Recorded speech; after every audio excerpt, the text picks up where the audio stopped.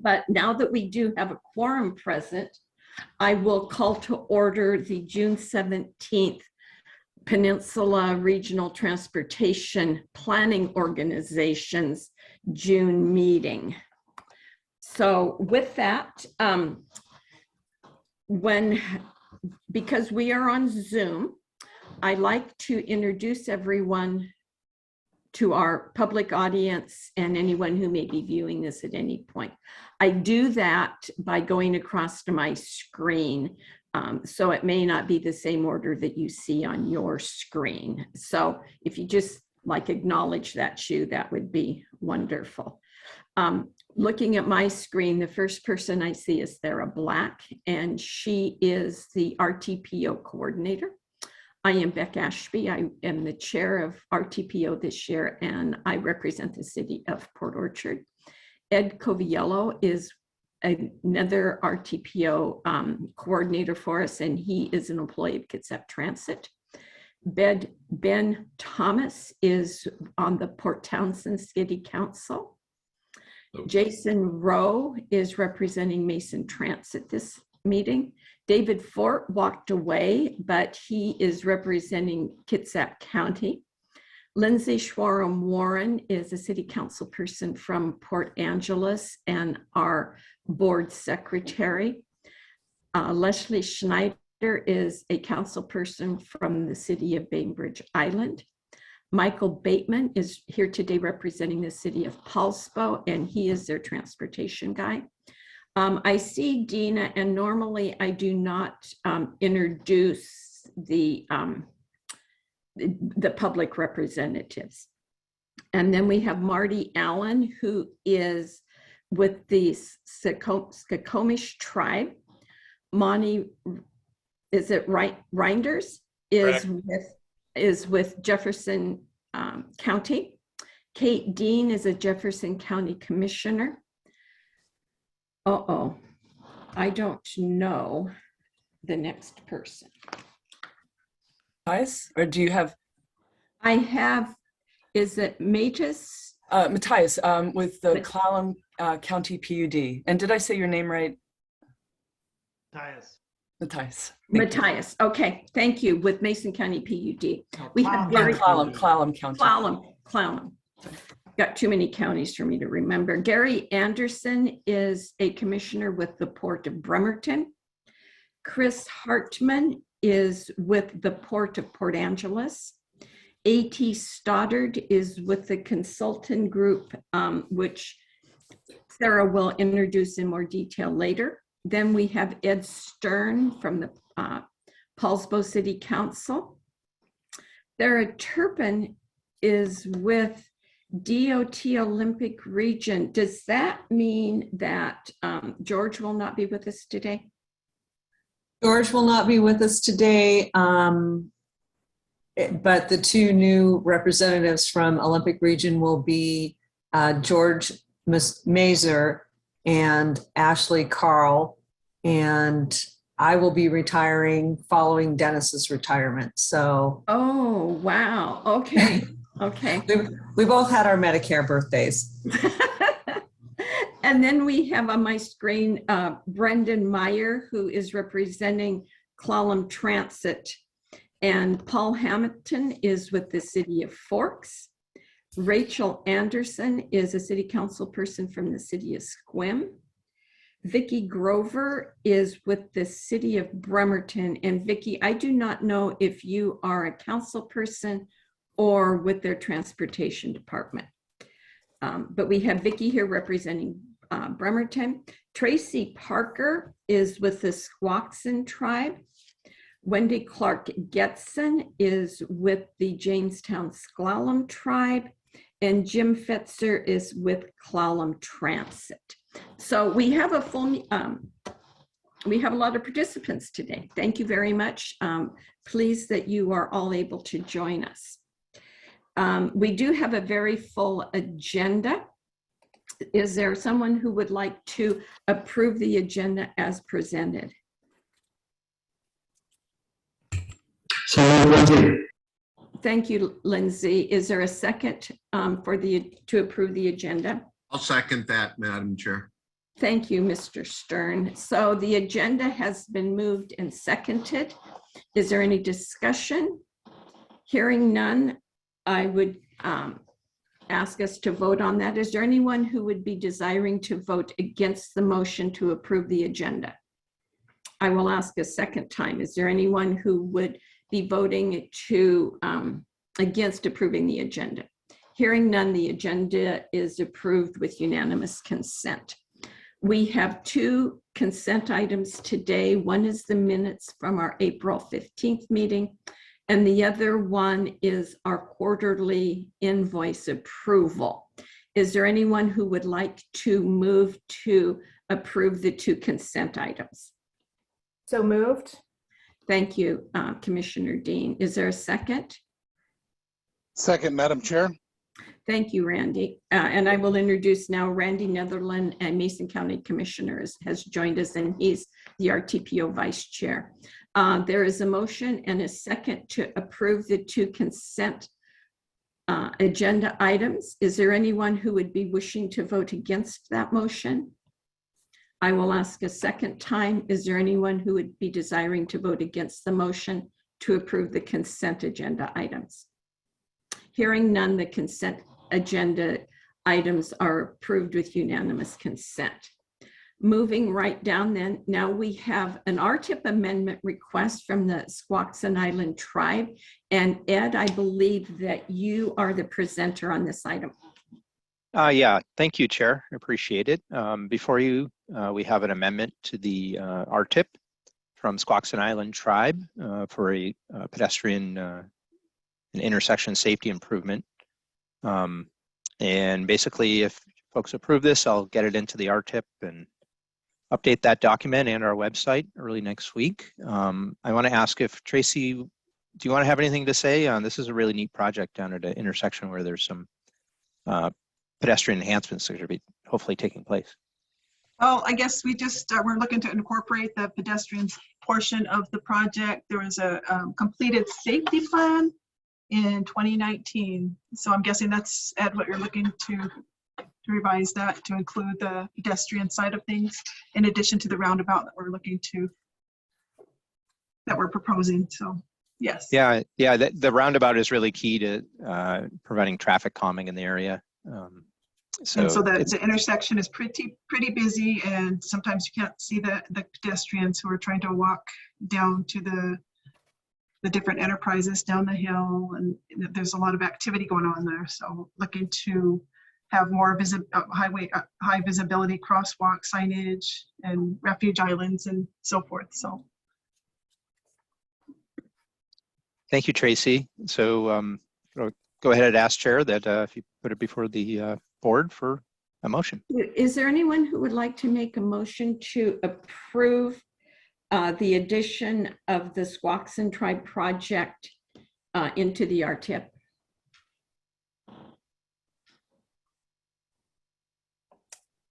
I'll make a motion to approve it. Thank you, Marty. Who was the second? Thank you. Is there any discussion on the item? The project that Squaxin Island would like in the RTIP. I'm not seeing anyone having any questions or comments on this particular item. So it has been moved and seconded to approve the addition of the Squaxin Island Tribe project, Squaxin 21 SR 108/Old Olympic Highway Safety Project to the PRTPO's 2022-2027 RTIP. Is there anyone who would be voting against that motion? I will ask a second time. Is there anyone who would desire to vote against that motion? Hearing none, the motion passes with unanimous consent. Thank you. Thera, you, I believe, would like to get an approval on our 2022-2023 UPWP amendment. Thank you. Yes, this is a very quick background. This is an amendment to your work program. You adopted a year ago a year ago exactly, you adopted a 2-year work plan, the Unified Planning Work Program, or UPWP. And the UPWP development policy that the board approved earlier it calls for, and it makes sense to do it anyhow, to do a mid-biennium check-in and make adjustments as needed to the work program. And that's what this amendment does. And so based on the discussions that we had with you in April and with the TAC and the executive committee leading up to that, this work plan makes some adjustments between some budget categories to reflect what we know today about the workflow. And the consequence of that is that we're shifting $10,000 into the task 4 work element. And that will be for specific activities that you identify. We have 4 listed in there. $10,000 is not enough to do all 4 of them. But later this year, later in this calendar year, we will come back to you to ask you, okay, based on where we are right now with things, what's the priorities that are before you at that time, which of these things would you like to pursue over the remainder of the work program, and we'll develop the scope of work and work out the details of it at that time with you. So what this amendment is doing is just adjusting the budgets. It's identifying 4 potential work program activities in task 4 and showing the budget in there to do that. And so what this amendment would do is when you, assuming it's approved, we will send it to WSDOT, and WSDOT will update their contract with us and reflect these new budget numbers, and it will take effect July 1. So I would happily answer any questions that you may have on the work program. And if there are no questions, what we'd be looking for is an approval of Resolution 01-2022, amending the UPWP. And so with that, I will turn it over to you for your questions and your action, please.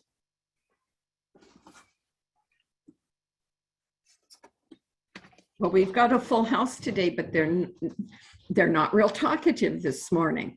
What I will say to the group is these, the 4 items that we have put in that section 4 have been vetted by this committee once or twice, and they have also been vetted by the TAC once or twice. So what you're seeing before you today is something that you have seen a couple of different times. And with that, we will entertain a motion to approve Resolution 01-2022, amending the state fiscal year 2022-2023 Unified Planning Work Program to adjust for the year 2 work program and budget. Is there anyone who would like to make that motion? I do. I will make that motion. This is Wendy Clark-Getson from Jamestown-Clallam. Thank you, Wendy. And I'll second. Thank you. That was Commissioner Dean. Yes. Is there any discussion on this motion? Seeing none, I will call for the vote to approve Resolution 01-022 to amend our UPWP. Is there anyone who would be desiring to vote against that motion? I will ask a second time. Is there anyone who would be desiring to vote against that motion? Hearing none, the motion approves with unanimous consent. Okay, and now we are down to, I think, where my name is highlighted, and that is to talk about our executive board meeting format. And I must say, we have done a stellar job of kicking this can down the road for a couple of different meetings. So I'm coming to you today and I'm asking for an action. I'm asking for you to make a decision on this. As we know that we have gone to Zoom meetings, we've gone to virtual meeting format when the emergency proclamation was made by the governor.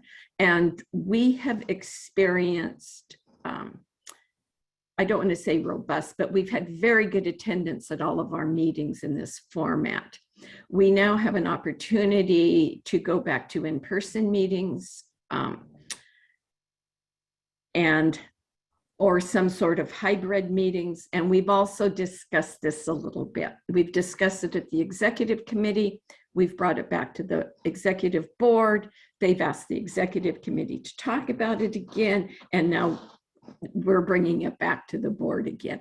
We did have a conversation with Lisa Nichols, our attorney. And Thera, do you want to just give us a briefing on that? Sure.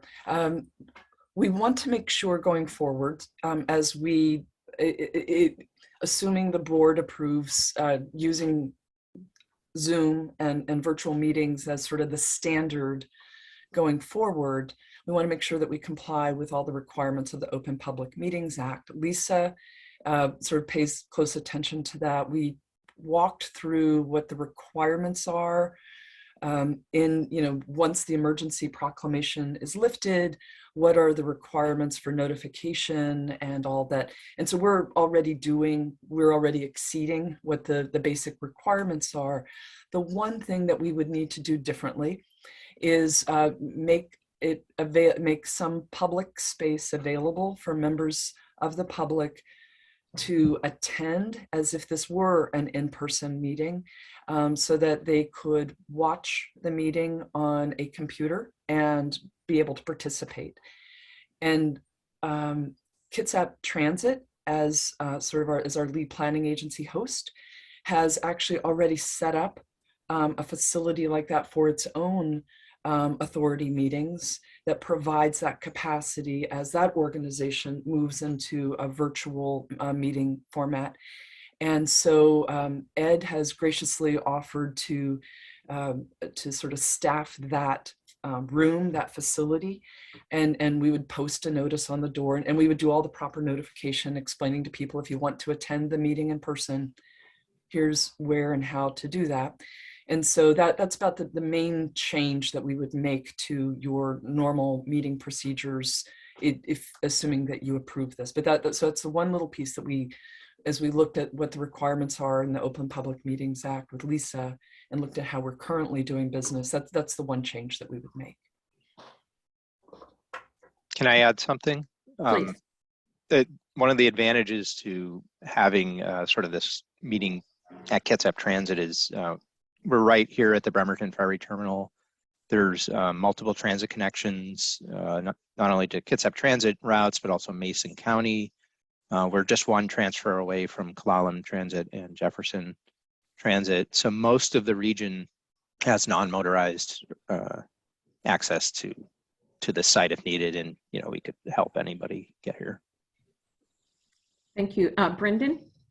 Yeah, is there a cost associated with this? Is this something that we'd have to add to budget? Brendan, if we went to in-person meetings for all of us, then yes, there's an additional cost. What we do with Zoom now, we have no travel expenses. What we had been doing prior to COVID is we had our meetings at Jamestown, Sklallam, one meeting, and then we alternated with the Port of Bremerton's office out on Highway 3. When we do that, we have travel time for our administrators and setup time. So we would need to adjust our budget to take in those additional expenses. And I know as chair, I should speak last, but what I'm going to say is I look at it from, even if we meet at the Port of Bremerton or Kitsap Transit, even with the transit facilities able to get people there, it's quite a drive for someone like Marty or Tracy or our folks in Shelton. And when we move to the north end, it's even a longer drive. And when we do meet at Jamestown, Sklallam, it's still a big drive for the folks from Forks or out in Klallam County. I mean, we're just so spread apart, our region, that I just have been encouraged, and with the attendance we have meeting via Zoom, because a 2-hour meeting becomes a 4-hour meeting or a 5-hour meeting when you include transportation in it. I also personally want to make sure that we have an option to have in-person meetings at some point if we find the need for that. But again, I should have spoke last, but that's kind of my personal thing. And then again, I would like to hear from other members. I just to clarify, I understand that. I think I was only able to make it to one PRTPO meeting before everything shut down, and it was a bit of a jaunt out there. But the clarification was just setting up, facilitating this public portal to join our meetings, setting up a computer or whatever to have the public be able to participate. Was the more of the question? The more the question, I would defer to Ed, but I believe Kitsap Transit already has it set up already. Yeah, there's no additional cost there. Yeah, it's just that Ed's going to sit in a different room. Thank you, guys. Yeah, and people can come and hang out with me if they want. And you're going to want to take back that invite if I show up, Ed. I promise. Please show up. We will offer something. Maybe I'll go out and buy donuts like we used to, and I don't know. Thank you.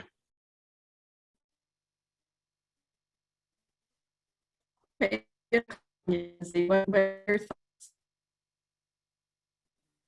Or isn't he not there?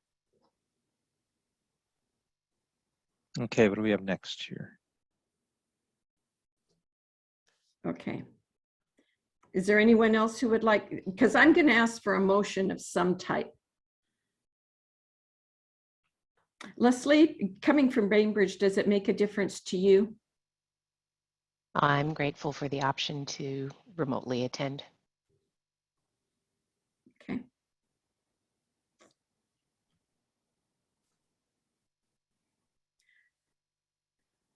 Okay, Lindsay, are you up now? Yeah, is my mic better?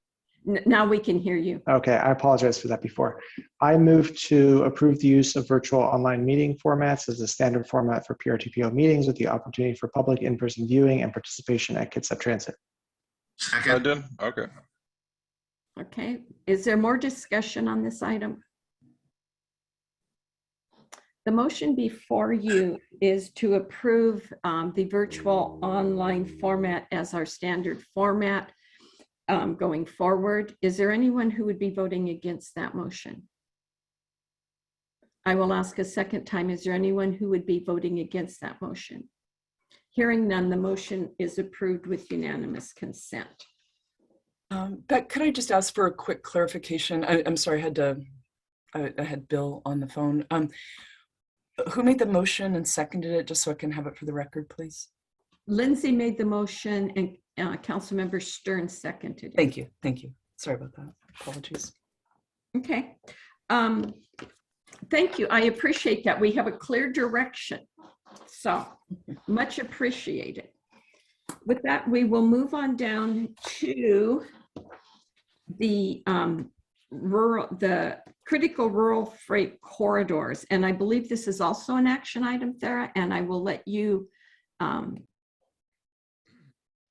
Thank you. I'll jump into this. So I am coming to you today to explain to you briefly about a process that's underway and to get your approval for how to approach or comply with that process.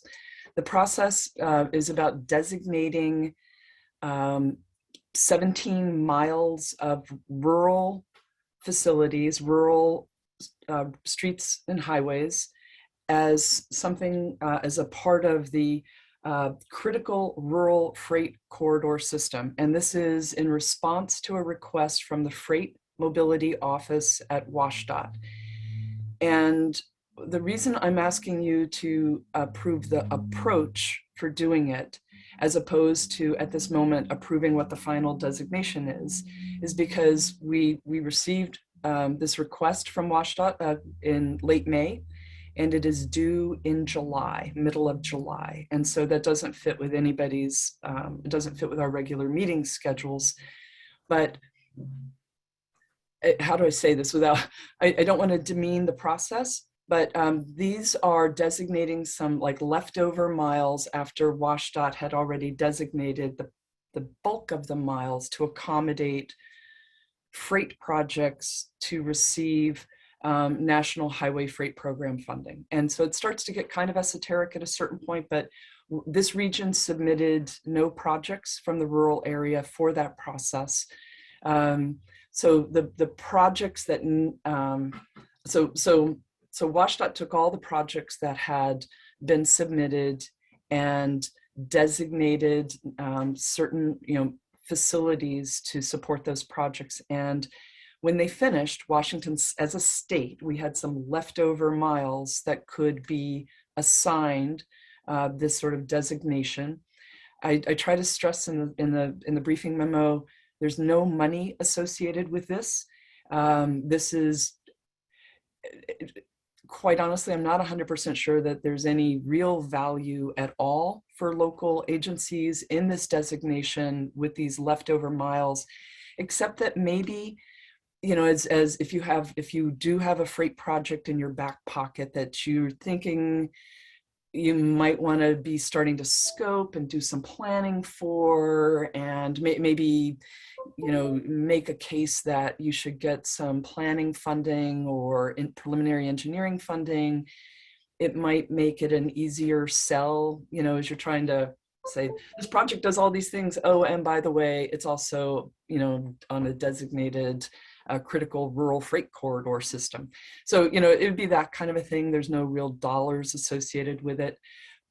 But by the same token, I'll just say that as I'm watching all these grant programs shape up out there on the horizon, there is a strong emphasis on freight mobility and on rural communities. So it's a pretty low level of effort to do this type of a designation. And so, I think it's worthwhile, but to meet the July 15th deadline, we need to be moving on it now. And so WashDOT provided us with a sort of a framework for how we can approach that. We don't have a standing freight committee or anything like that. So we don't have a process that a larger region might have. So the WashDOT process looks reasonable. It's spelled out in the staff memo. It's pretty straightforward. My intent would be to reach out primarily to the ports and to the cities and counties as the likely entities. If anybody's got a inkling of a freight project in their back pocket, I think those are the primary entities that would have that. But if anybody else thinks that, you might have something to be included, I'm happy to expand that. But what we would do, if with your approval, is I would reach out to those organizations with the criteria laid out in here that WashDOT provided, and just see if there are miles, any segments of facilities that they would like to see, that you all would like to see designated. We would complete the paperwork, submit that to WashDOT on July 15th, and then sort of post submittal, share that list with the TAC when they meet the following week in July, and see if anybody's got concerns with anything that made the list, and then have the TAC forward to you a recommendation that we would bring to you in August, so that at the end of the day, you'd still get to sort of bless this submittal. And you could at that point remove, again, I cannot foresee it, but if there was some reason that you saw that list and you were like, how in the world could we possibly have included that segment? Let's remove, we don't want that segment on the list. We can make that change with WashDOT later. So we will complete, we will take it through your process, but it's just going to be a little out of sync in order to meet the timeline that WashDOT has given us. It is, because it's fairly administrative in nature, it feels like that's an okay approach, but you will let me know if that's true or not this morning. And so what I'd be looking for is to answer any questions that you may have, and then and seek your approval to go ahead and initiate this process and do the submittal, and then bring it back to you in August for your final review and approval of that submittal. And again, just to clarify, this is for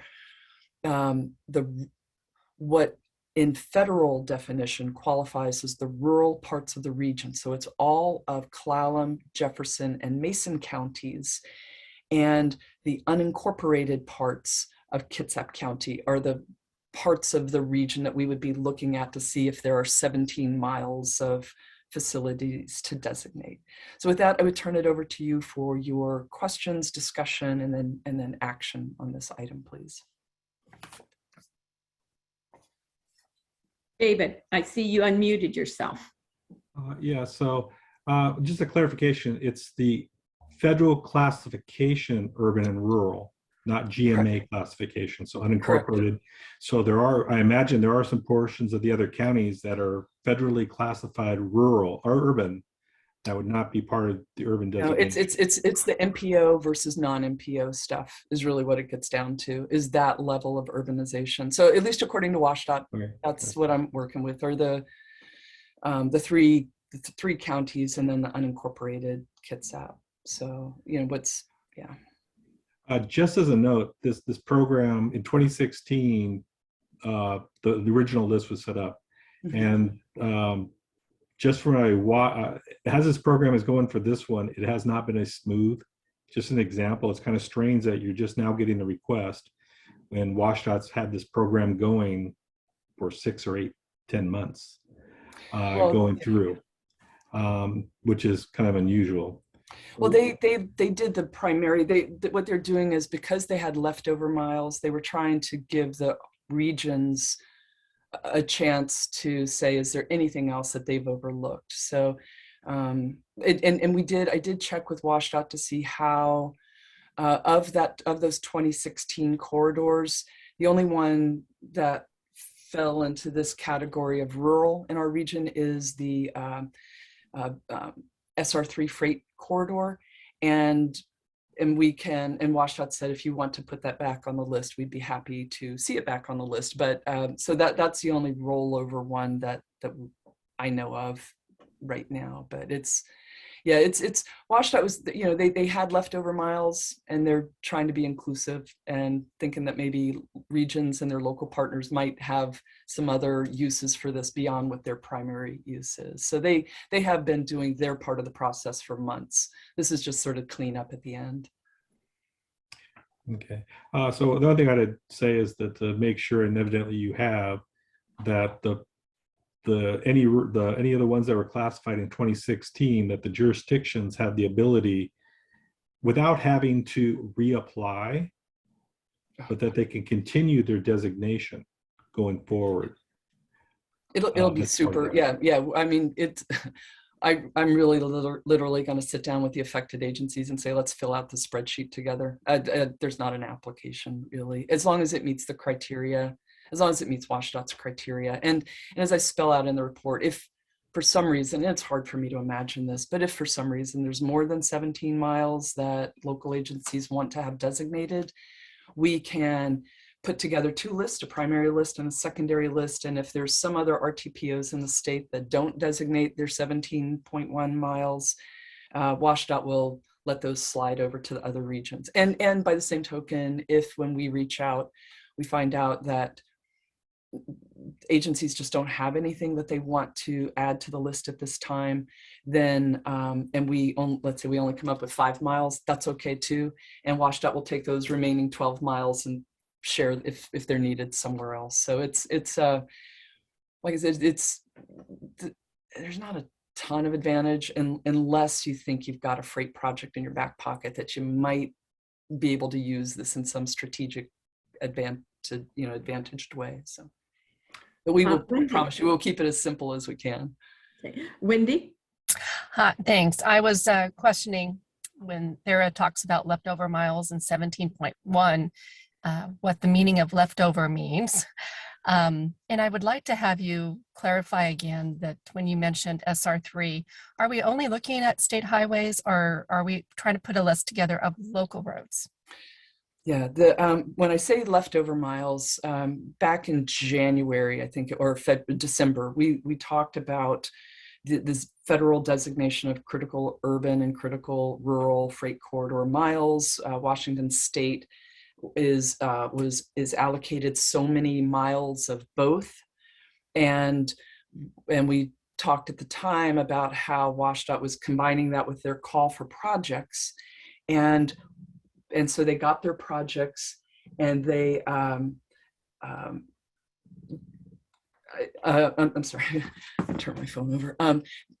When they got the projects, they mapped them, then they saw what routes they were on, and then they designated those routes as part of these corridors because that's an eligibility requirement. And so when they finished all that process, there were still miles that were attributed to Washington State that were not designated. And so they divvied up the urban miles between the MPOs, and they divvied up the rural miles between the RTPOs, and that's where that 17.1 comes from. So every RTPO in the state was told you've got 17.1 miles that you can designate. And so that's where that comes from. And again, it's very specific to freight projects. There are eligibility criteria. You know, you can't just put any old project on there. The facility definitely, or any old facility on there, you need to be able to demonstrate that it's a freight corridor of some sort, even if it's not a federally designated freight corridor. And it's for local and state facilities. And so that's why that SR3 freight corridor project, even though it's a future corridor, it was on that 2016 list because the state was looking for funding to do that as part of that Connecting Washington package. And until it's built, or even after it's built, it probably makes sense to have it on the list. So that's where I got the term of leftover miles, and it is both state and local facilities. I appreciate that it's distributed equally throughout the state, and I get the answer. If I can just follow up with one last thing, that Jamestown Slalom will reach out to you, and okay, great. We'll have a very small fractional percentage to put on the list. Perfect. And if anybody else, please, if anybody else beyond ports, you can see why I'm saying probably not transit agencies, but tribes sure could have a freight project if that fits. So, so please let me know. I see that Mr. Anderson has unmuted himself. Gary, did you want to say something? No, I've been unmuted, but I'm just kind of taking it all in, and I would like to learn a little bit more about this this expectation from the state, and see some mapping on it, and how the mapping affects the areas and the freight corridors, and know a little bit more about what kind of projects would be likely to be requested on a freight corridor. If it's already being utilized as a freight corridor and it's built out to its a satisfactory extent, what would be likely to be requested?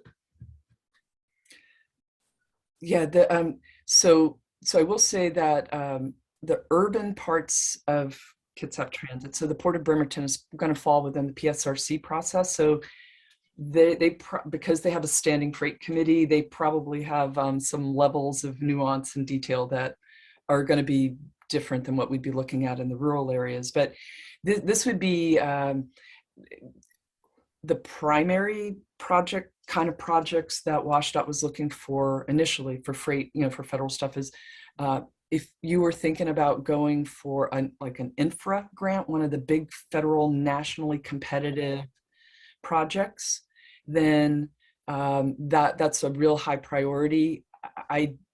I don't know of anybody in our region going for one of those. Frankly, that's just they're huge, mega projects.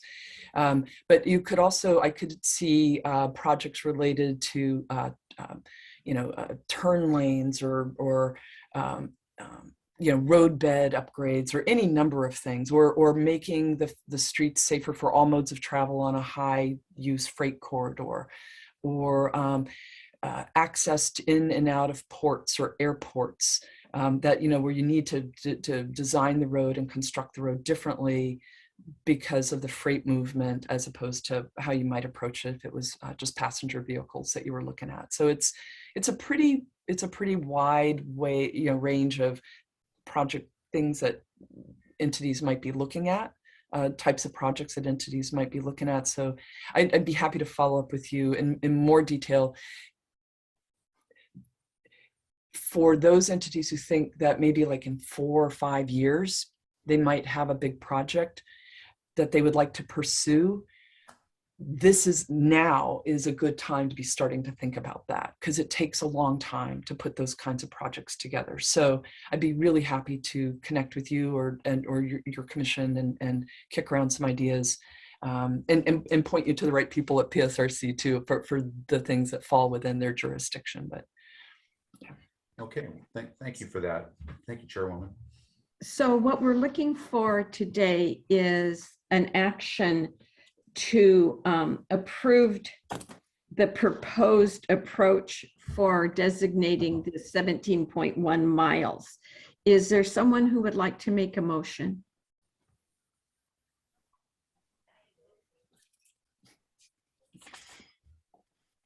I'll make a motion. Let me see. To approve the facility designation approach. Okay, so the motion is to approve the proposed RTPO approach to designating the 17.1 miles of local roadways as critical rural freight corridors and authorize the completion and submission of a designation package to Washington State Department of Transportation no later than June 15th of this year. Is there a second to the motion? Second. Thank you, Gary. So we have a motion and a second. Is there any further discussion on this?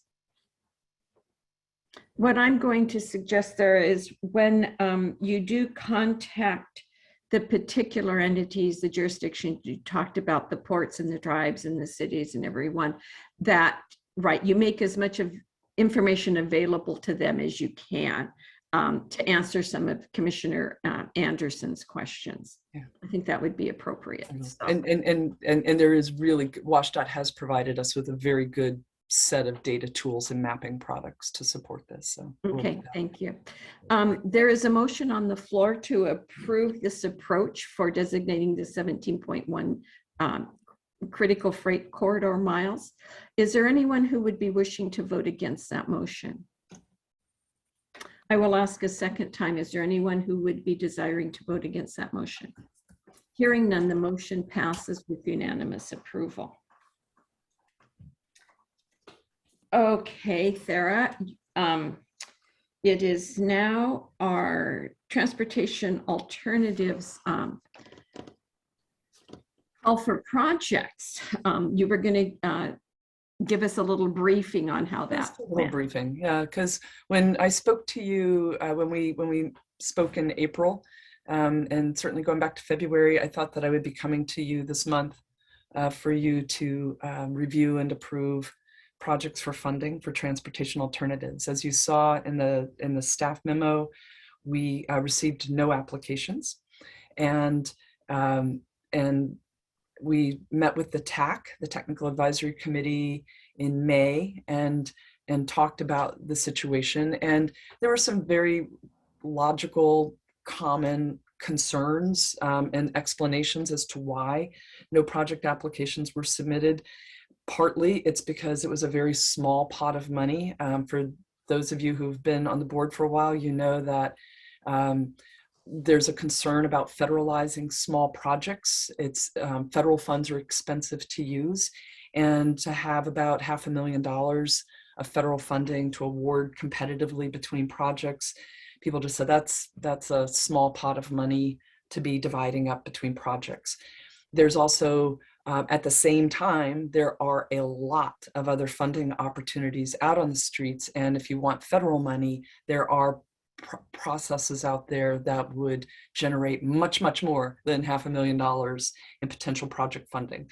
So between the two of them, definitely, there are better funding opportunities at this time, and that also staff are just really busy. I was worried that our process might be too onerous. It wasn't that. They're just, staff are stretched really thin right now, and they're busy delivering the projects that have already been funded and trying to get those going. And so there's just a lot of competing forces out here.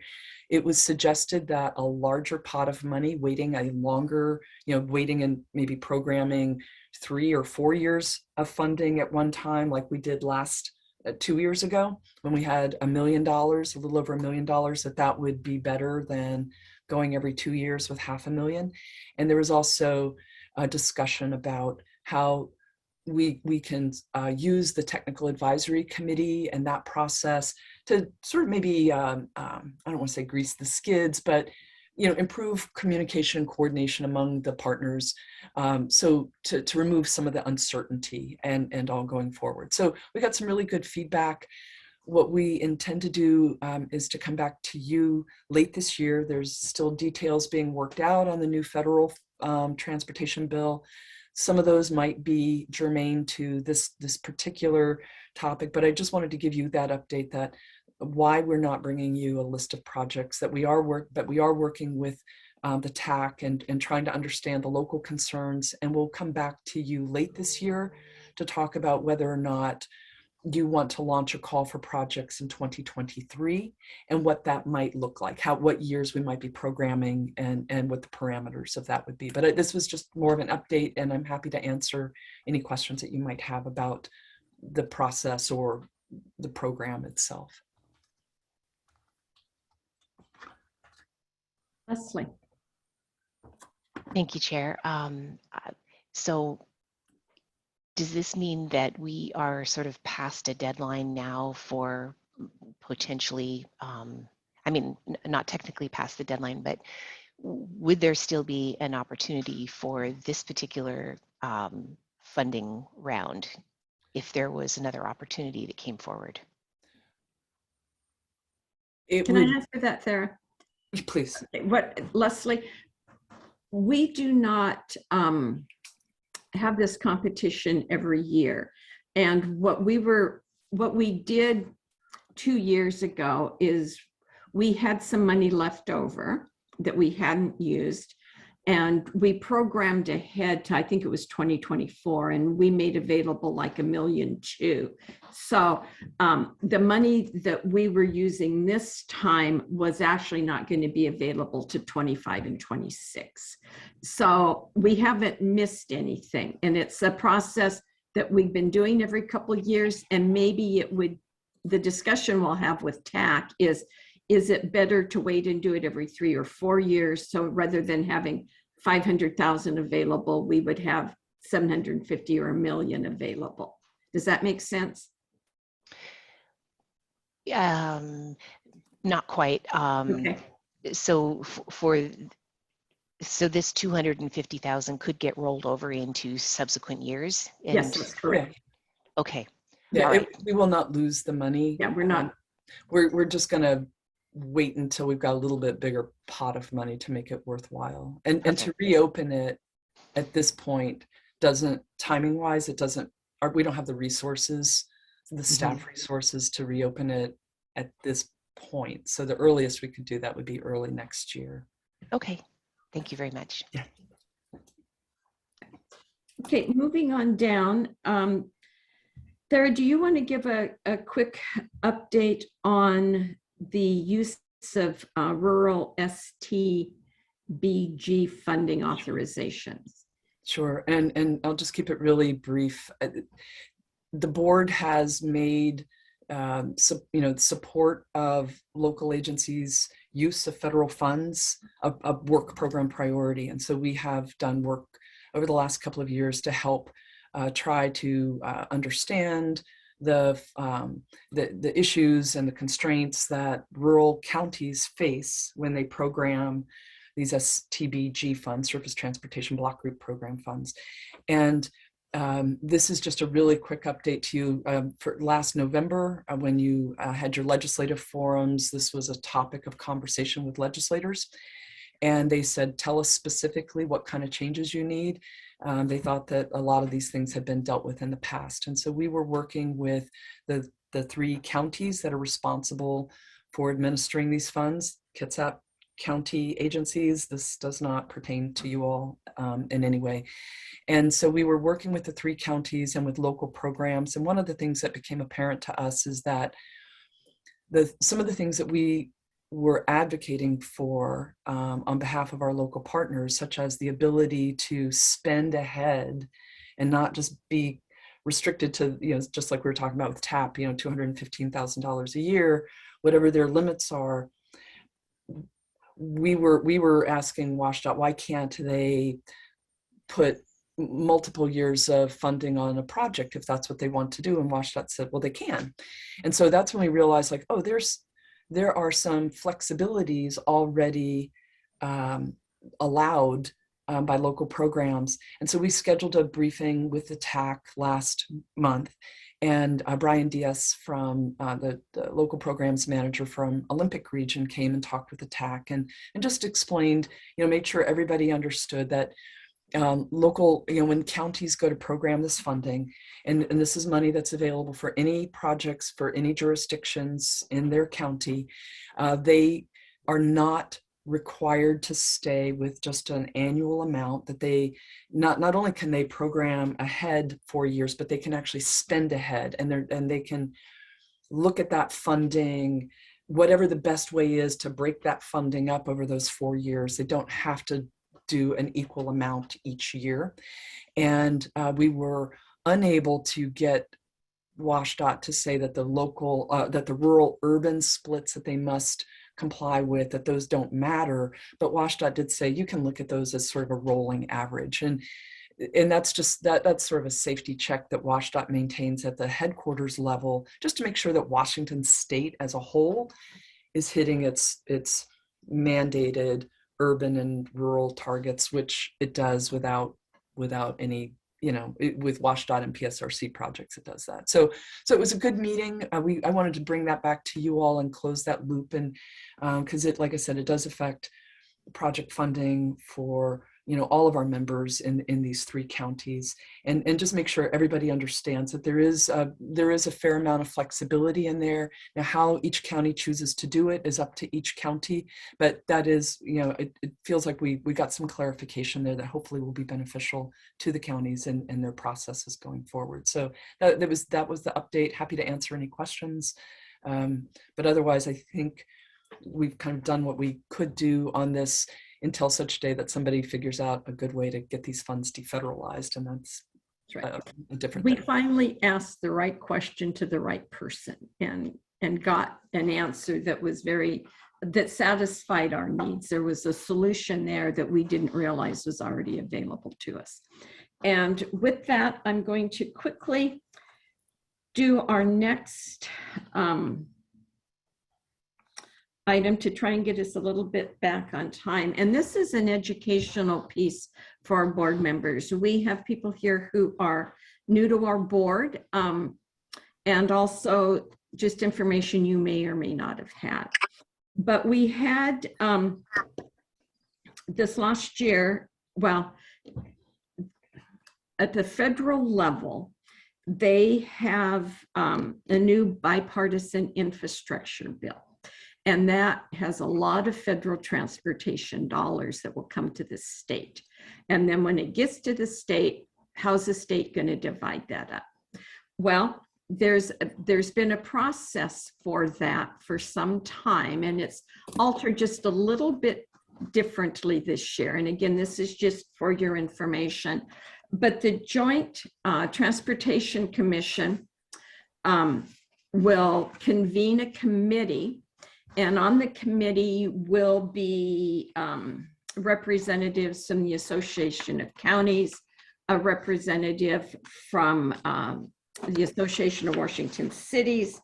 There will be, DOT will be at the table, the tribes will be at the table, transit agencies will be at the table, ports will be at the table.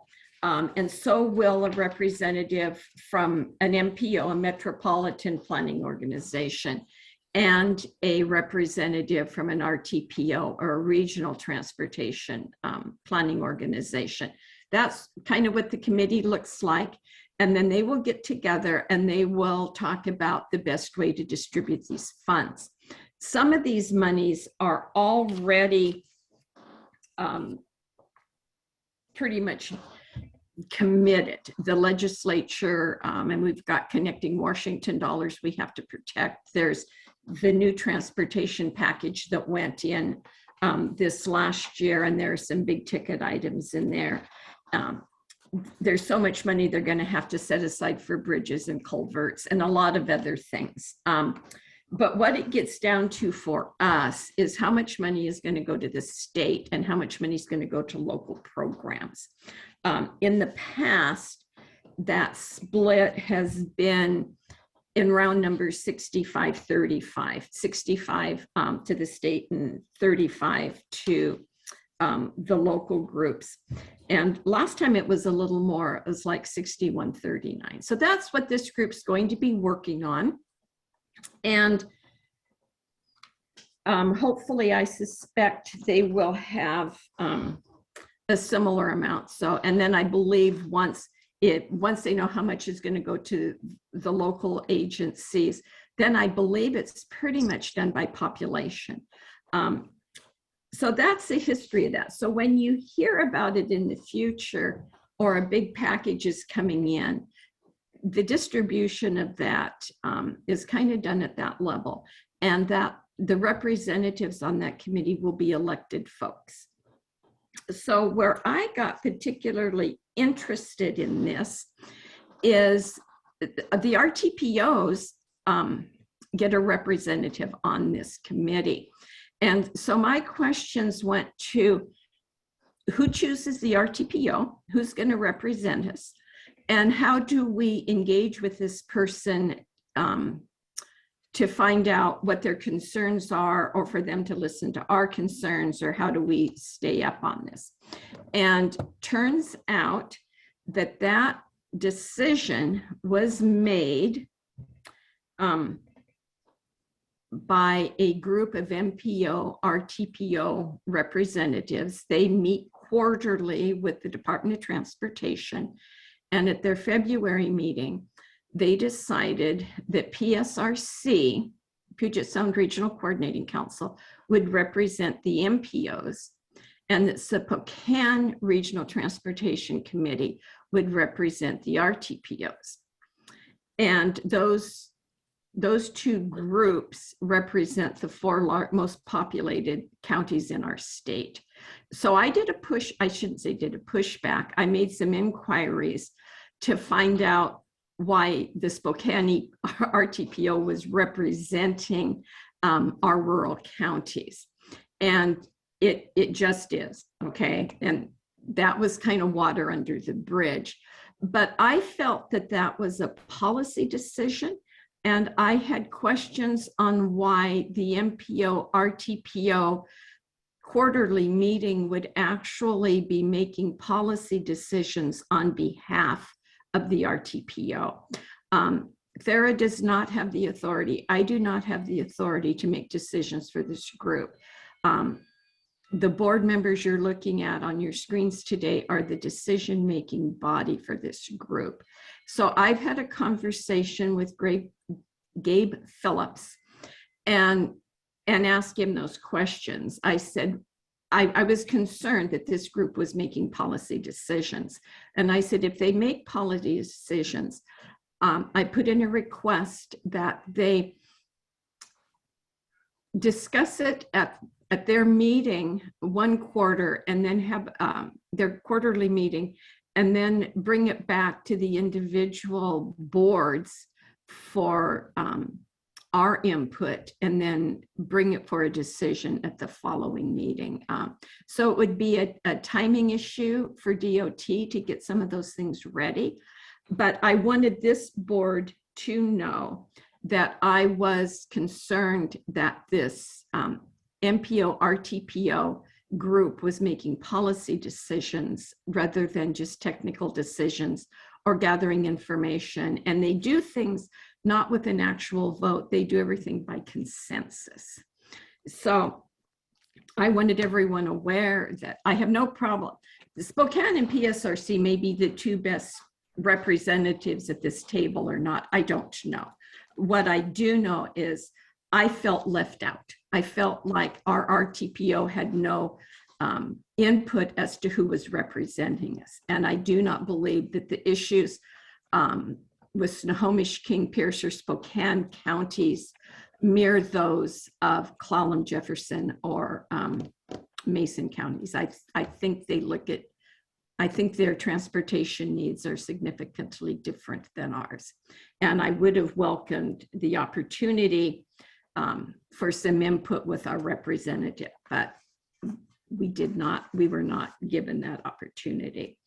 And then the other thing that made me realize is they also have a separate meeting for the RTPOs. The RTPOs get together quarterly too without the MPOs there. So they can really get down into the meat of things that affect our rural counties. And Thera is now the interim chair, I think, of that particular committee. So that opened me up to thinking that it is time, after I reviewed our transportation outlook that we put together this time of year, started this time of year for our legislative forums at the end of the year. I think it's time that we got into that and opened that committee back up. I would like to see that committee expand some of their discussion and some of the concerns that we're having that we would normally take to our legislators. Maybe a better place to discuss them would be at this RTPO meeting. I just think that that there may be some benefit to that. So what I'm doing today is I am suggesting that we reconvene our legislative outlook meeting committee, and for that group to get together between now and August and review the work we've done in the past, see what we've accomplished, what may need new ideas that we may have going forward, and how we may want to see exactly where we're going to get the most benefit for our discussions, whether it's a legislative level or at the RPTO level. I did reach out to members of the people that worked on our legislative outlook a couple of years ago. And we have returning members that are glad to continue. And I would also open it up to any other membership. So if you are interested in sitting on that committee, we will try to have a meeting in July. And then we will come back with information for the board in August and then move from there. I'm suspecting that we will have a survey. I think it'll be a little more in depth than what we did last year. Last year, we just kind of reframed our concerns, but I think some of those have already been addressed by the legislature, and I think we have an opportunity to introduce new ideas. So are there any questions about what I've said? You can tell that I wasn't real happy that we didn't get an opportunity to at least have a discussion as to who our RTPO representative was. When I looked at the work the committee did, I decided a lot of this work is done at a real high level, and I don't know how detailed the committee is going to be, but it did open my eyes to the fact that policy decisions should be made by policy boards and not technical boards. So is there anyone who would like to serve on the committee this next year? I got an affirmative from Mr. Bateman and from Wendy and Steve Gray and John Clausen, and Lindsay's willing.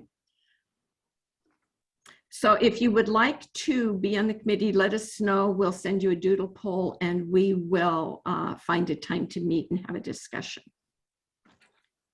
So I wanted to get us, we're running just a little bit behind because we do have the meat of our meeting coming up, which is our Human Services Transportation Plan. So with that, Thera, I will turn it back to you. Thank you. We're going to shift gears here in kind of a big way. Every meeting since late last year, we've been coming to you to talk about the Human Services Transportation Plan, and today's discussion is an important milestone in this process. So I'm going to give a brief background just to make sure we're all sort of on the same page about what it is that we're going to be talking about and where we are in this process and why it matters. And then I'm going to turn it over to A.T. Stoddard to work with you, talk with you about some strategies that we want you to consider. And really, we're going to try to make the bulk of this be about your discussion. I'm going to kick it off though with a very quick summary of, like I said, where we've been and where we are now. And I am hopefully you are seeing, can I just see a thumbs up that you're seeing my PowerPoint presentation? Okay, great. So I'm going to start off though, just to make sure, human services, we're talking about a human services transportation plan. When we talk about human services, we are talking about social service kinds of things for vulnerable people in our communities. So the kinds of services that provide healthcare, social services, workforce training, things like that, that are provided, that, you know, we all know of these things in our communities that provide services for people. So when we're talking about human services transportation, we're talking about the transportation part of this that gets people from where they are to the services that are available to them. And these are transportation services that are provided by a wide range of partners.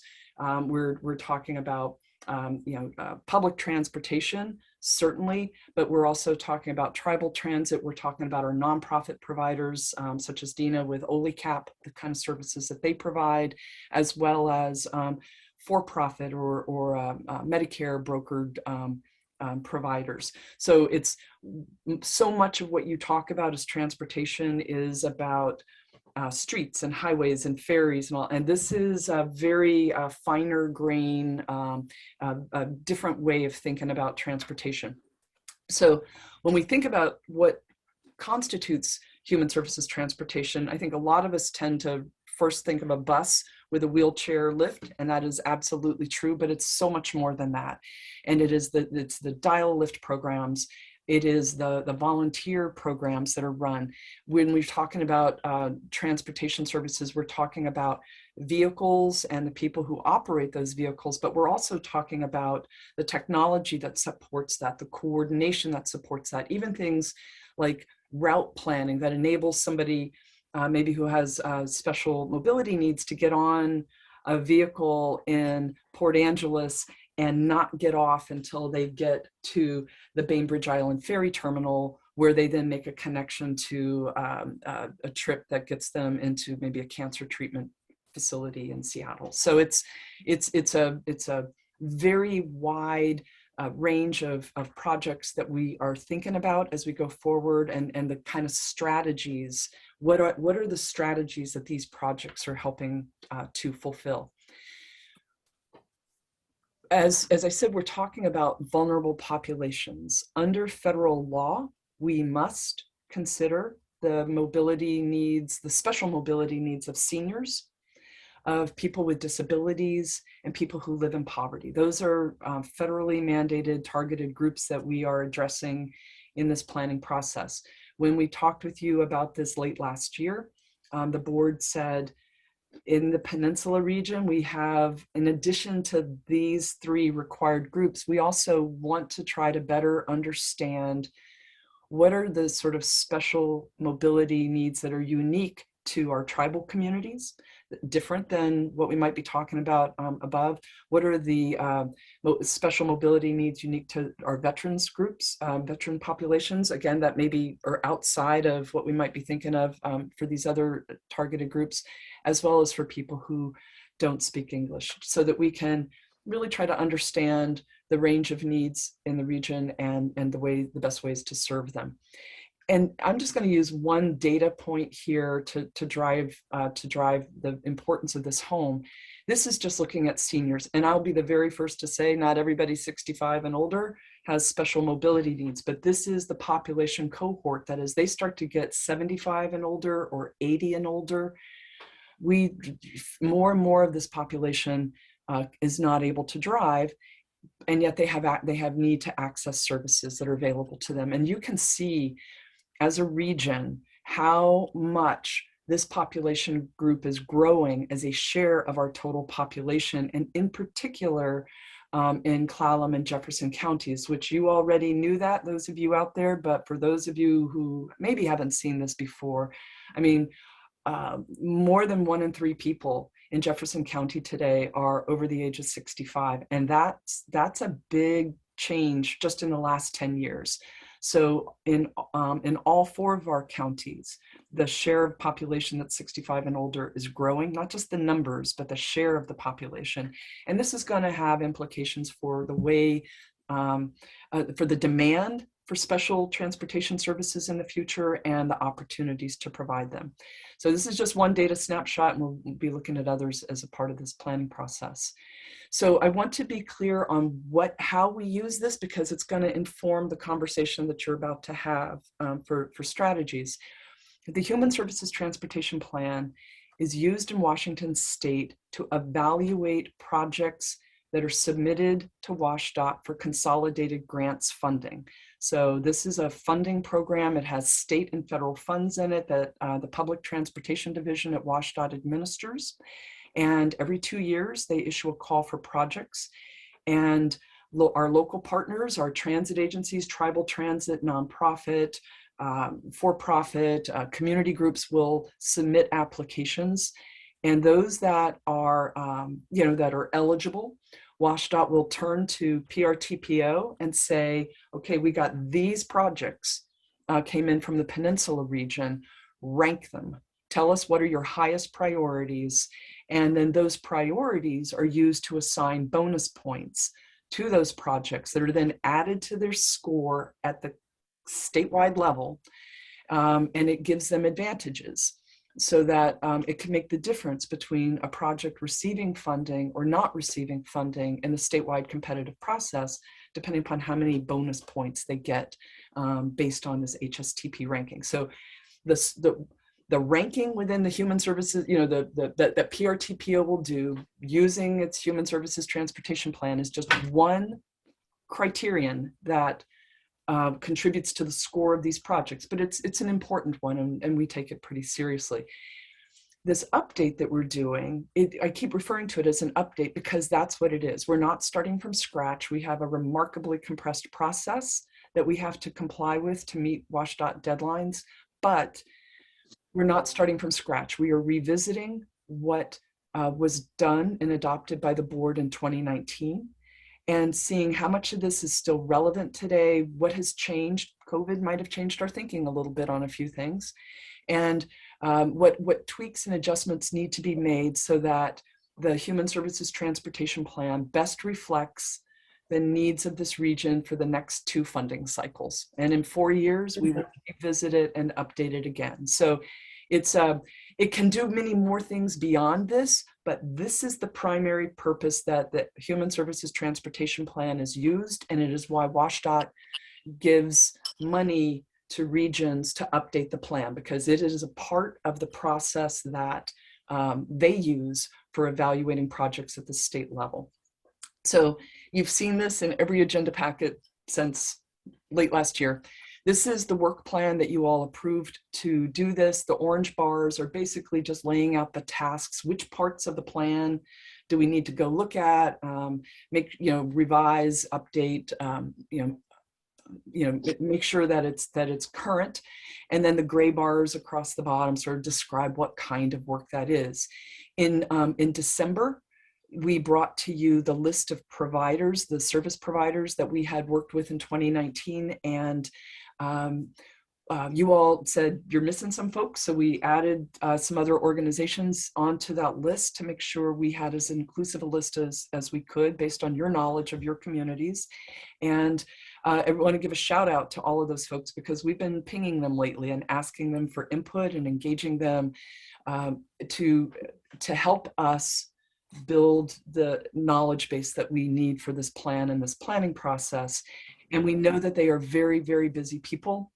And we appreciate very much them taking the time out of basically delivering clients to services in order to answer our questions and provide us with the information that we need. In February, the board approved the public participation plan. And that's what that plan was laying out, was spelling out. The board was authorizing kind of common sense that yes, there's a pandemic going on, so that's rationale, but we're also just a very large spread out region. And our ability to engage people is going to be most efficient for them and for us by using virtual meetings and electronic communications to the extent practical. And that has shaped our approach since then.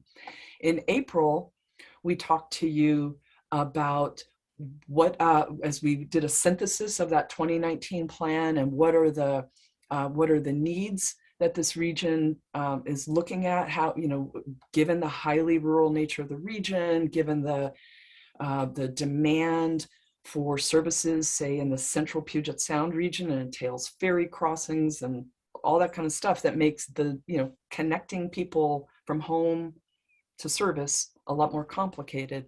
We talked with you about those, what our takeaways were from the 2019 plan. It serves as our baseline going forwards for our update. And if we were to boil them down into sort of kind of four kinds of issues that were sort of unmet needs or constant challenges that our partners are facing, some of it has to do with accessibility barriers. So can a person walk to the transit stop? The transit service is right there, but can they actually get to the transit service? Can they cross the highways, or those things that they need to be able to do to access the services that are available? Are there restrooms? Is there a shelter? Is there a place for them to sit down and wait? Other issues had to do more with operating and service constraints. Transit does not run 24/7. No human service transportation service runs 24/7. And yet people have jobs and school needs and mobility needs that fall outside of either those times, those days of service, or perhaps they live in very rural places that are hard to get service to. One of the things we heard were people who transit vehicles that can't get into people's driveways because driveways are so overgrown and so rutted that the vehicles, they're there but they can't actually get into those, to pick people up. So a wide range of issues having to do with service constraints.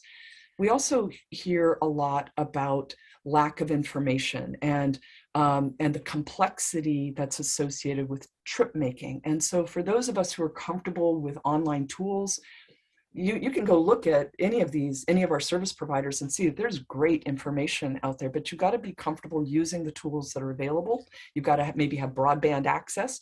Broadband, me personally, I keep wanting to inject that into this. The ability of people to access information, figure out how to make trips, how to connect between systems when they need to connect, or the ability for our service providers to coordinate and connect and collaborate with each other. Those were another sort of bucket of issues out there. And then we sort of said when there's sort of this catch-all, cost ends up being a big thing. An individual's ability to afford to drive or and to maintain its vehicles, or an agency's ability to fund programs. There's a lot of great things that could be done out there if money were no object, but money is an object. And so that's it's a factor that we have to take into consideration when we're looking at unmet needs. So that's what you all were talking about in April, and setting the stage for today's discussion about strategies that can address those unmet needs and help better connect people with the services that are available to them in the region. And before I turn it over to AT, I just want to underscore the importance of this. And that is, the next time that you talk about the Human Services Transportation Plan will be in August. We will bring to you a draft plan that we hope is very, very close to the mark for releasing for public review, because to meet WSDOT deadlines, we need to have that draft plan out on the streets by Labor Day. And so we'll come to you in August to review that and identify any changes that need to be made. We will then release the plan in September for public review and comment. It will come back to you for final approval and adoption in October. And before the ink is even dry on the plan, we will then be using it to evaluate the consolidated grants proposals that WSDOT tells us were submitted from the Peninsula region. And this chart, the schedule that you have seen right from the get-go, our understanding was that we had to meet that September 1 deadline so that the draft plan in its nearly final format would be on the streets before the call for project was launched. And what I'm just sort of becoming aware of is that actually that call for projects is going to be launched in just a couple of weeks, 3 weeks or so. So very, very soon, in July, a month from now, that call for projects will be launched. So the call for projects will be on the streets for a month and a half before we have a draft plan ready to go out, but we will work with that. I don't know exactly how that's going to play out for the end of the year, but we're working to get clarification on the schedule and details. But I just wanted to highlight this before turning it over to AT, because your discussion today is going to help us understand how to build this draft plan so that when later this year you are evaluating those consolidated grants applications, it will be easy, it will be clear why certain projects float to the top of the list as higher priorities than others based on what your plan says. So I'm going to stop my screen share here and stop my talking and turn it over now. I'd like to introduce to you AT Stoddard. AT is with the LSC Transportation Consultants out of Colorado, and Kitsap Transit is managing this grant for us. They contracted LSC to deliver the Human Services Transportation Plan, do the data analysis, help format this in a reader-friendly format for an online production, and to lead the stakeholder engagement. And AT is going to share with you what we've gleaned today about the inventory, and then really focus on the strategies that we are considering, and then turn it over to you for your feedback and guidance on that. So AT, looks like you've got your screen share up and ready, and I'm going to— Yes, ready. Thank you, Thera. Good morning, everyone. And again, AT Stoddard with LSC Transportation Consultants. As Thera said, I'm going to give fairly short update on what we have learned. Thera's covered a fair amount of that, and we're in the process on, and then really want to lead that into the discussion of the strategies, and particularly the priorities. We're not looking for any action or decision on priorities, but today to get a sense of what you see those are, and that we can put those together as we move forward to the draft plan, and you will then have the opportunity to redirect as needed if we don't come to it. But hopefully we get a sense of what you see as the priorities, and we put that draft plan together to match up with those. So in terms of the inventory of transportation resources, and I mark this as resources rather than just providers, because we do have several agencies that provide some funding, that provide referrals, but don't actually operate transportation services. But they're an important component of this because they're helping people get where they need to go. So we have sent out and inventoried them. We're in the process of following up.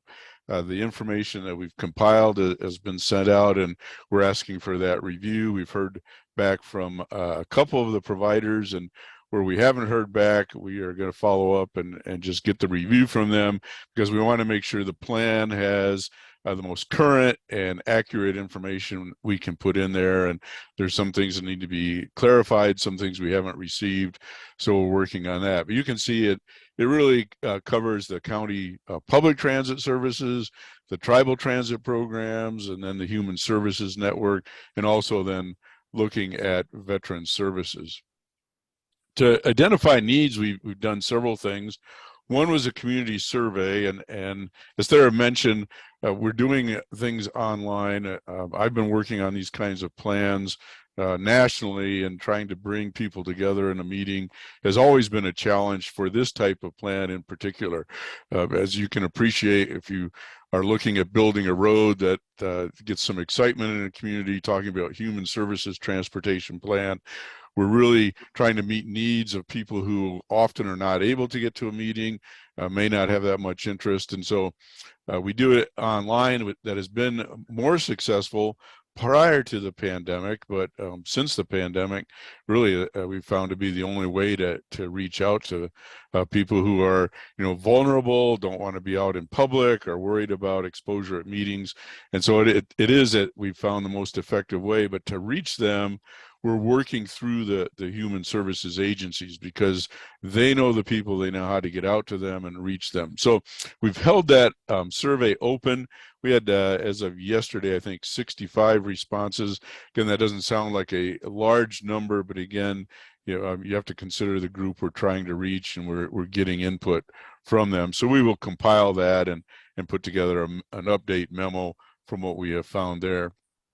We did ask the transportation providers to give us input as part of that inventory questionnaire, and then we actually held a meeting with them and got input from them.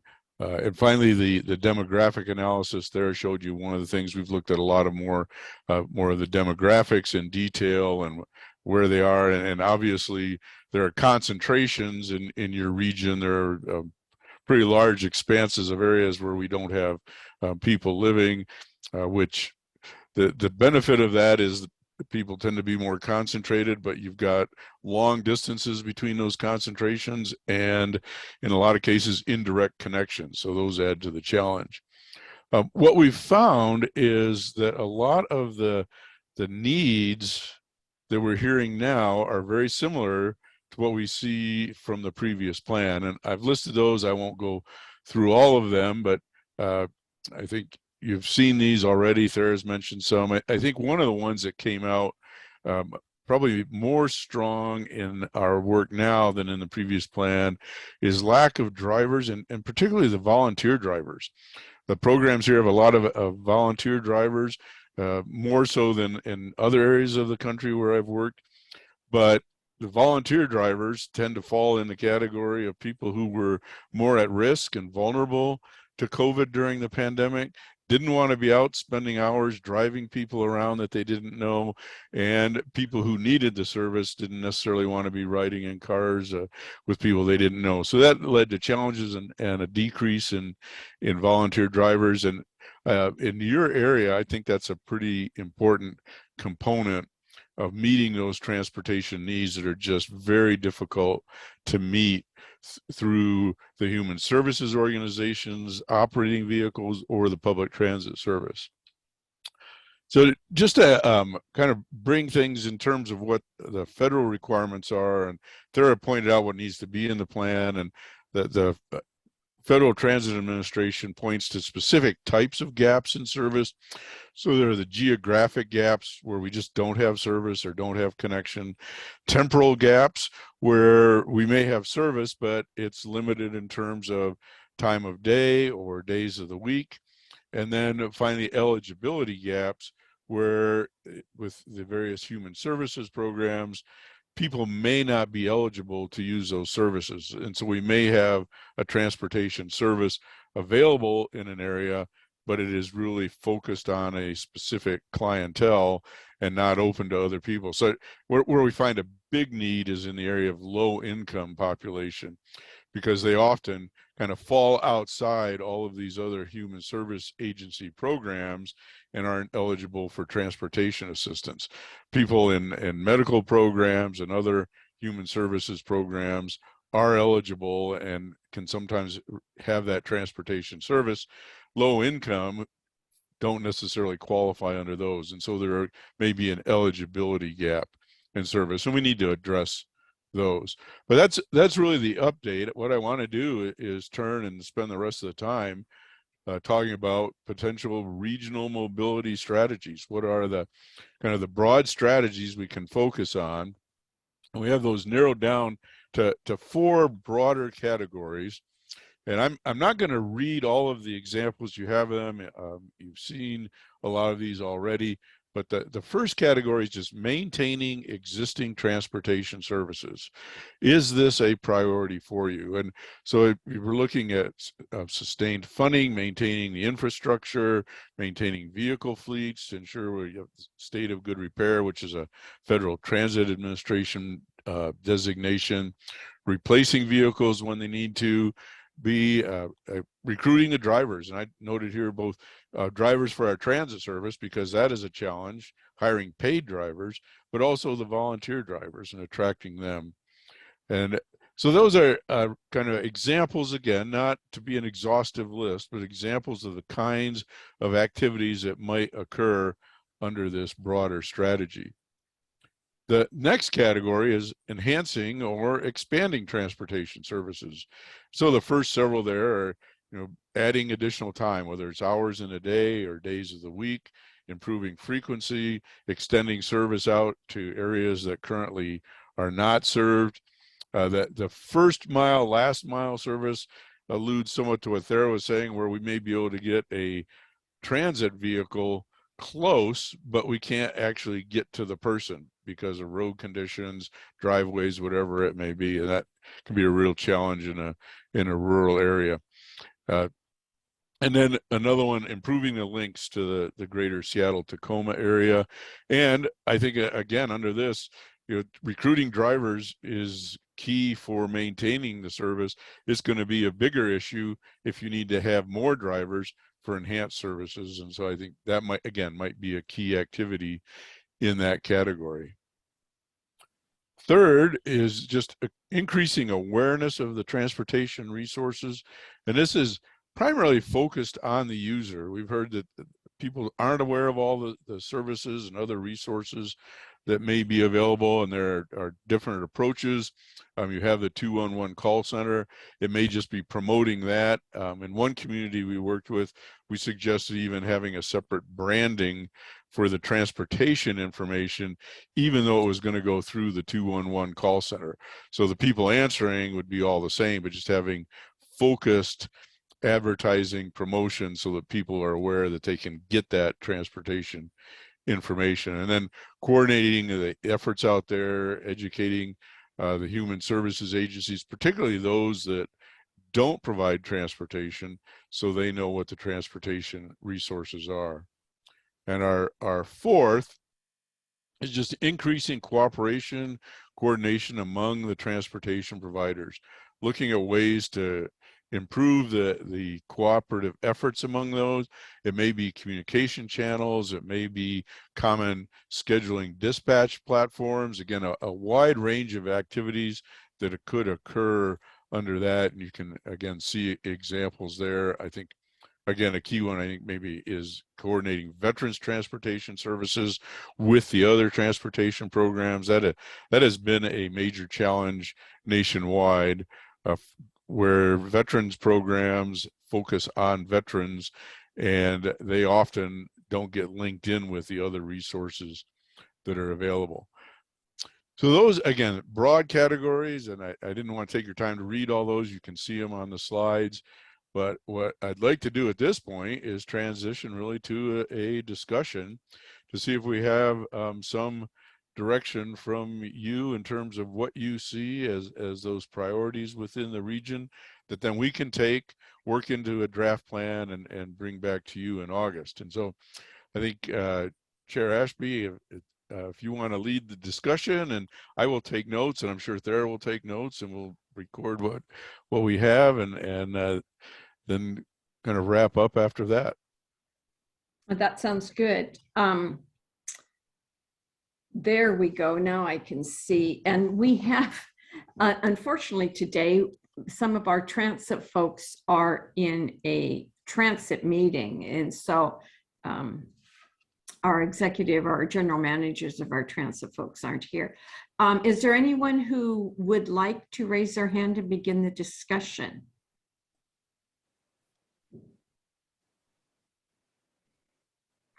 Mr. Stern. Let me turn back to Thera, and then the consultant can chime in. We touched on broadband in passing, but the points that were just on the screen have to do with physical transportation systems largely, which are necessary and unavoidable. But we have large patches of the peninsula without proper broadband internet connection for all the reasons we're familiar with. Online education, telework, telemedicine, let alone entertainment and just being in contact. We have over the next 2 years, I can speak from a Public Works Board standpoint. Between the State Broadband Office, Public Works Board, and the CURB Board, just in the coming session, there's going to be close to $200 million in state funding. And we expect by fall clarification on about $1 billion coming in from federal government for the state of Washington for the next 3-year period. So if there's an opportunity to integrate substantial and significant broadband plans, and I, for over 20 years, have maintained broadband is transportation. This is the time to be organizing around that, whether it's in cooperation with our various public utility districts, in wiring up what are called fiber hoods, and having neighbors actually lean on their property through municipal financing, and where low income might not be able to afford it to continue the line, seek these supplemental funds, or whether it's direct build out. I'm wondering how best to integrate that without losing sight of the physical transportation needs. Thank you. And I'm so excited. So I can easily see how we can integrate, we can refer to the importance of broadband as access. I mean, maybe people wouldn't have to travel so much if they, if they could do telemedicine, if they could do telehealth. So I will find a way to integrate this notion of supporting broadband access, because then when you're funding, so it's completely separate from consolidated grants, when these funding programs that you're talking about are available, it would be, and let's say is Matthias still on? If Clallam County PUD is going for funding for broadband for a fiber hood, and they can point to PRTPO's Human Services Transportation Plan as just as part of the justification for the need, this is perfect timing for you to bring this up. Thank you, and others. So let this percolate through. This is exactly the kind of input that we can use to refine this plan and help it be more useful in bringing really important money back to the region for projects that are needed. So that was a wonderful explanation, Ed. And I may touch bases with you going forward to make sure that the way we're characterizing it is going to be most accommodating of these funding programs that are coming up without being overly explicit. We're not laying out projects in here. We're talking about strategies. And I think getting more people able to access the services available to them without having to travel should be a very compelling funding opportunity. Right. And I may add it, I think it supports both of those last two categories in terms of the communications, because it would not do us any good to set up a great online website where you can make your request and you can't get online. So I think it fits in with those last two. Same thing with scheduling platform. If we get all the providers on the same scheduling software, but we can't link them because of internet speeds, again, it doesn't give us anything. Lindsay. I totally agree with the broadband comments, but also want to emphasize that it's not going to solve everything, as we all know.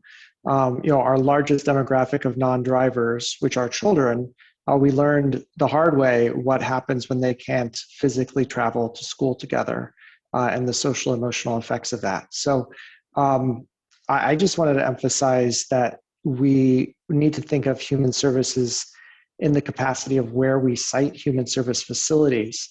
Earlier in this meeting, we had a discussion of how convenient the Kitsap Transit office is right at the ferry dock because it's at a transit hub. But routinely, we site human service facilities in inconvenient locations to get to. What that then means is that those human service providers have to run their own transportation.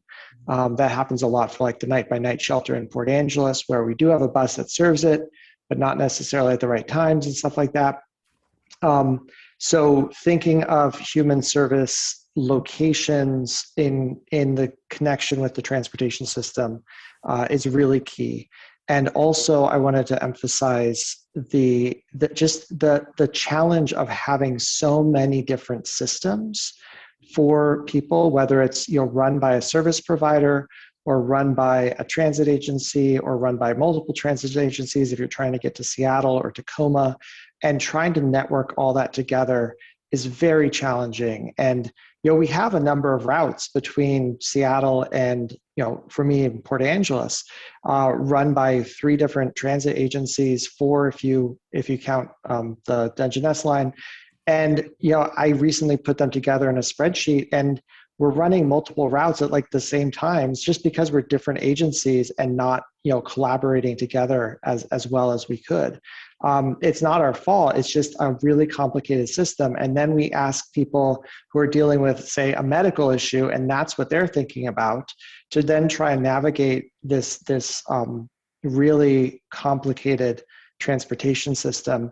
We could do better by, I think, as AT emphasized, consolidation and coordination.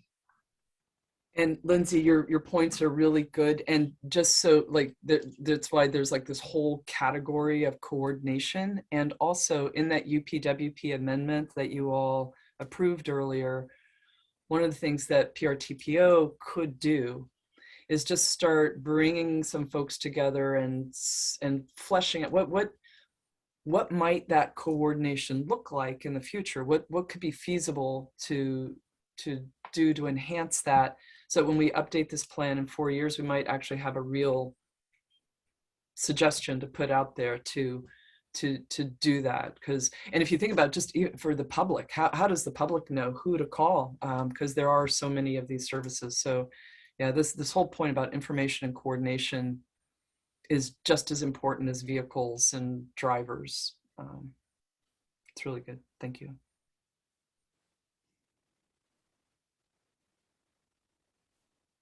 Is there anyone else who would like to provide input? Looking at some of our transit representatives out there. Okay, can I pose a question back? Sure, please.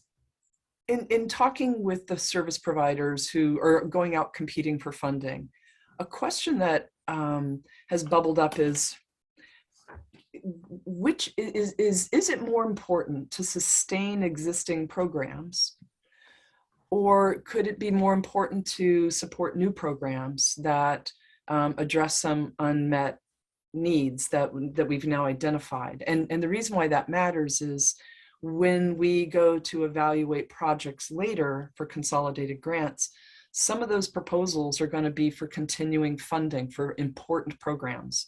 And some of that funding, some of those requests may well be for brand new programs that we've never seen before. Would you as a board think that, are there priorities between them? Are there differences, or should we just evaluate them each on their own merits? Because if our partners know that what the board really wants to do is focus on funding existing programs, that might influence what they choose to apply for. So I'm kind of curious, because when in talking with the transit providers myself, they're right. There's no easy answer to that one. Do you all have a sense of priority between those two kinds of things, existing versus new, existing versus expanded services?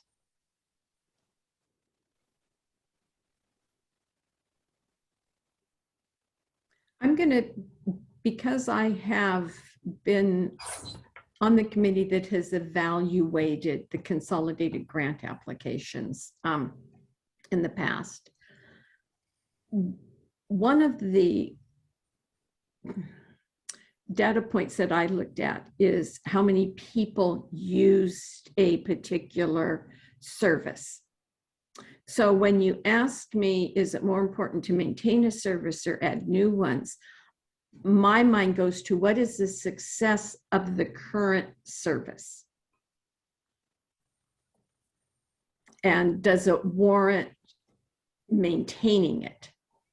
I mean, I can't answer that. I mean, but It'll that's be on a project by project basis almost then. Okay. Yeah. That's a totally legit, fair response. That's why just getting that feedback now is really helpful. The other question I have is, because none of this, well, maybe, and I just didn't read it well, but how do we evaluate operations from capital? I know that a few years ago when we did the consolidated grant, I think it was the Makah tribe, and it could have been one of the other tribes, gave a presentation to us, and their van was falling apart. They had it duct taped and some other things. And we all scored that really high because they had really a capital need there. And so we scored it higher than their request for the operations. And their comment back to us is, if we can't operate it, the van doesn't do us any good. So how do we want to evaluate capital needs from operational needs?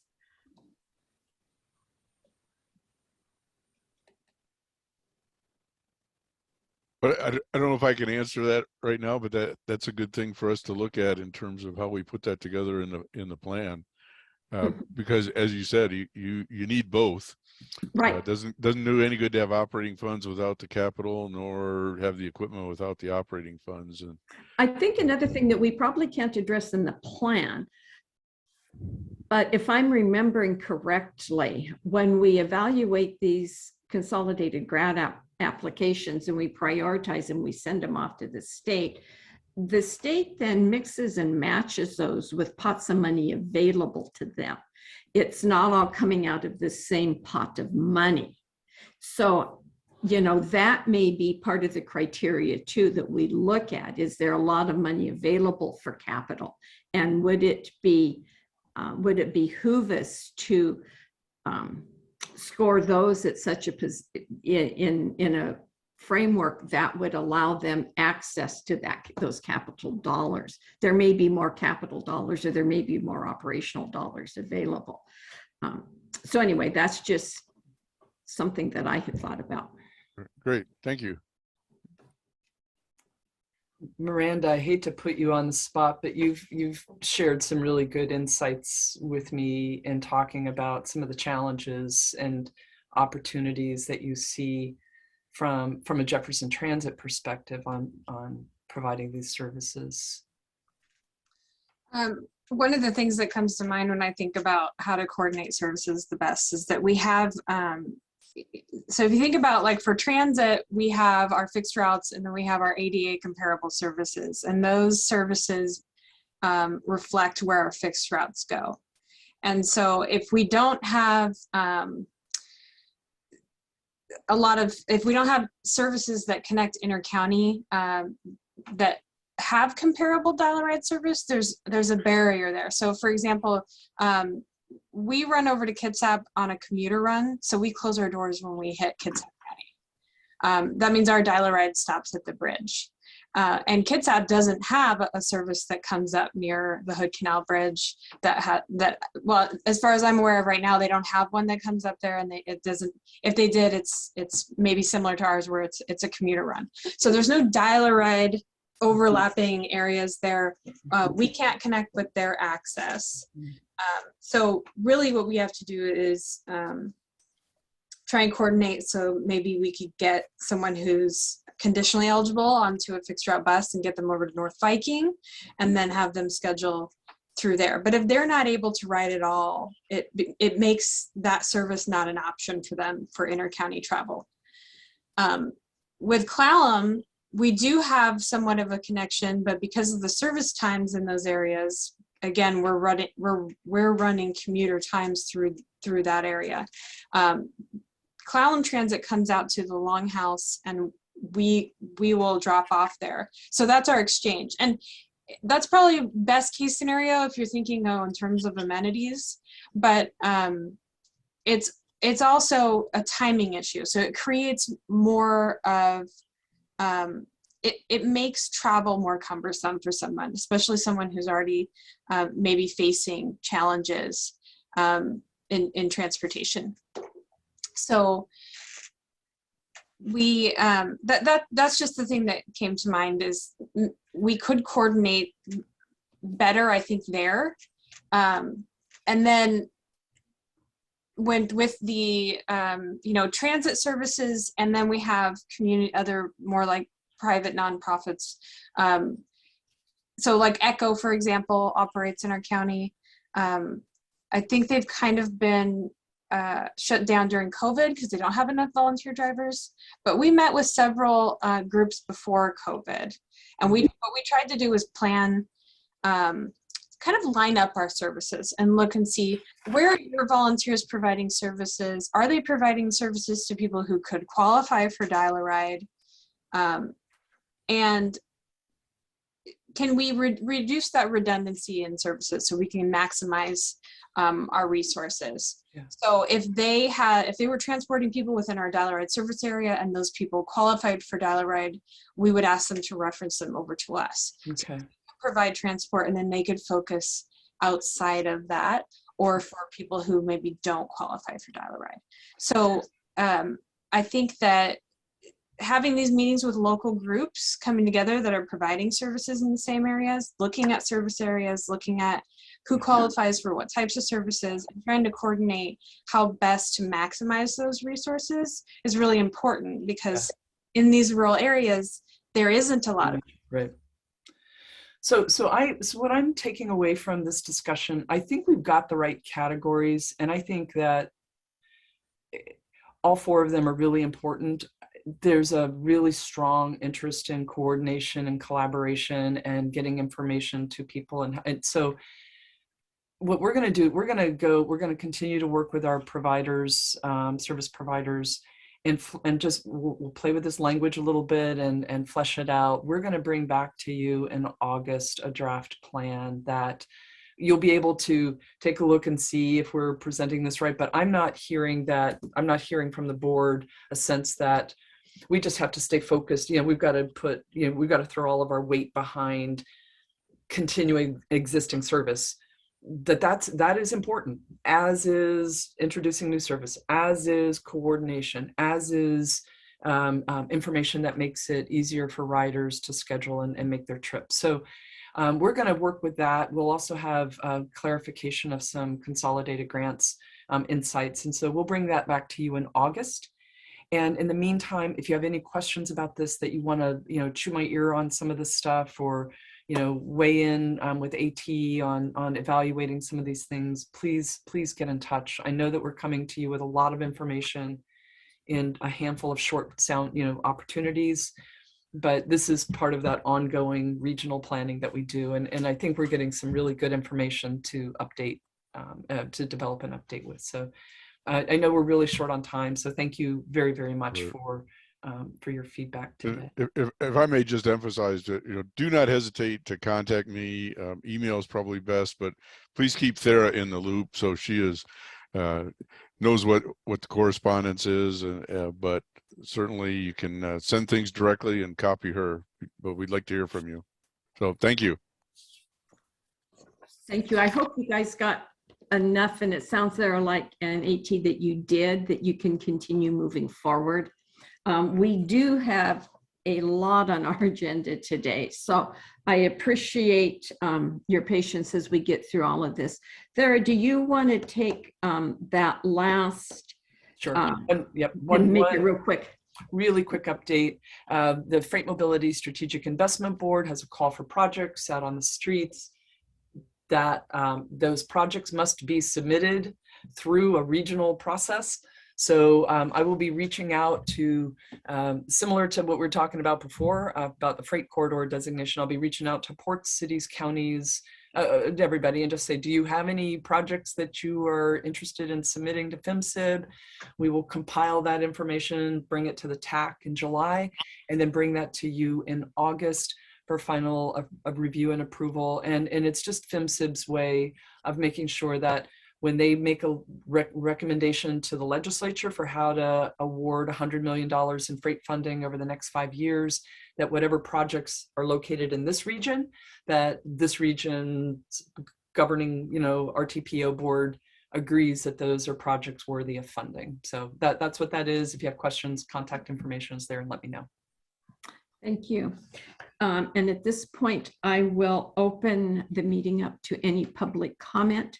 We do have, or did have, some public in the audience. I'm not seeing any right now, but we do have an opportunity for any public that would like to give testimony to the board this morning. Seeing none, I will close the public comment section.